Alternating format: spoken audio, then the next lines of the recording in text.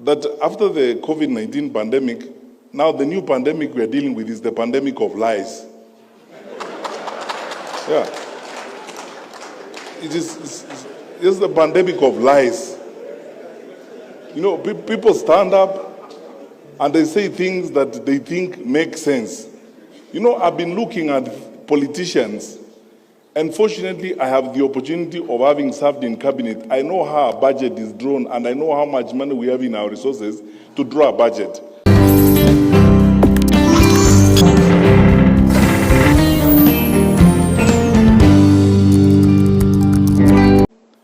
That after the COVID-19 pandemic, now the new pandemic we are dealing with is the pandemic of lies. Yeah. It's the pandemic of lies. You know, people stand up and they say things that they think make sense. You know, I've been looking at politicians, and fortunately, I have the opportunity of having served in cabinet. I know how a budget is drawn, and I know how much money we have in our resources to draw a budget. When a political leader, a national leader tells people, I will put aside 150 billion for market women, I'll put aside 50 billion for boda boda, I'll put aside 100 billion for this. I know how much our budget is and the projected growth of our budget. That time you have not talked about the amount of money that you are taking to counties, you have not talked about transfers for the education sector and so on. Where are you going to get that money to provide that kind of service? You're just lying to those people because you are telling them things they want to hear. And because they won't ask you questions, you just get along with it. You know, when you keep saying this deep state, who is that? And the people who are using that phrase and complaining are members of the National Security Council. They hold public offices. They tell you they are powerful people. So who is that? You know, this facade and stories that are being coined and being bandied around, just so that people create excuses and they camouflage around things that don't exist to survive, or create excuses and pathways of lying and carrying the public along with them. I want to ask you as church ministers, I am your son, and as a public servant, we have a country to serve. Let us not be victims of some of these lies that you keep hearing around. But things that just don't make sense even to a fool. How would you tell people? Yeah.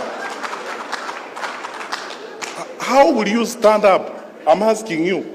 How, Bishop, how would you stand up in public and tell me, who is that? And then you don't even have the courage enough to take a decision and say, okay, because I don't agree with the Attorney General and all these people, I'm not going to be party to you.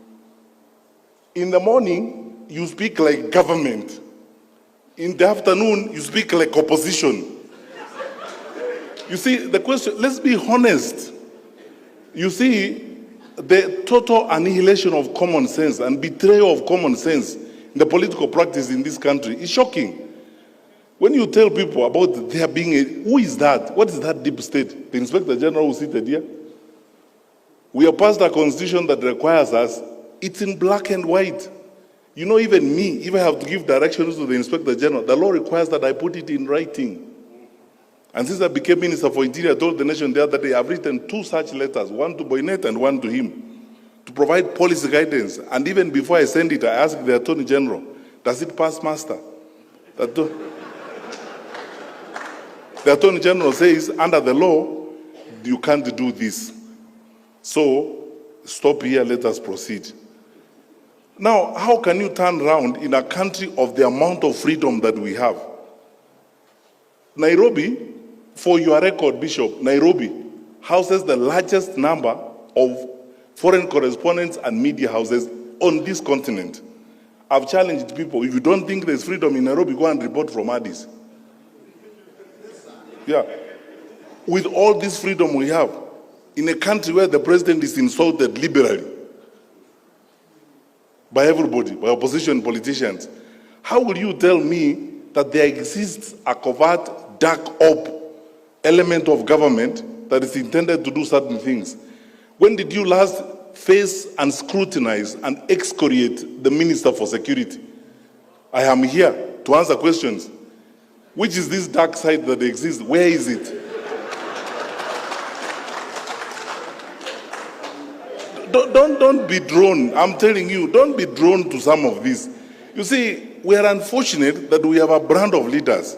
I told you earlier that the narrative we need to be discussing about the future of our country is how we handle corruption and how we create an integrity system of managing our country so that the resources God has given us can benefit our children and our children's children. Now, instead of having that conversation, the artists, the political artists who want to avoid that conversation, they come up with all manner of excuses. Oh, there are people who hate me called deep state, and you sit with them daily. So when do they become deep? When they are with you or when they are not with you?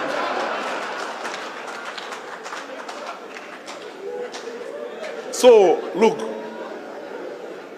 forget about this.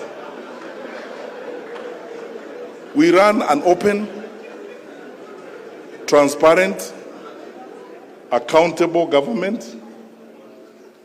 Our president, my boss, is probably one of the most liberal and open-minded heads of state on this continent.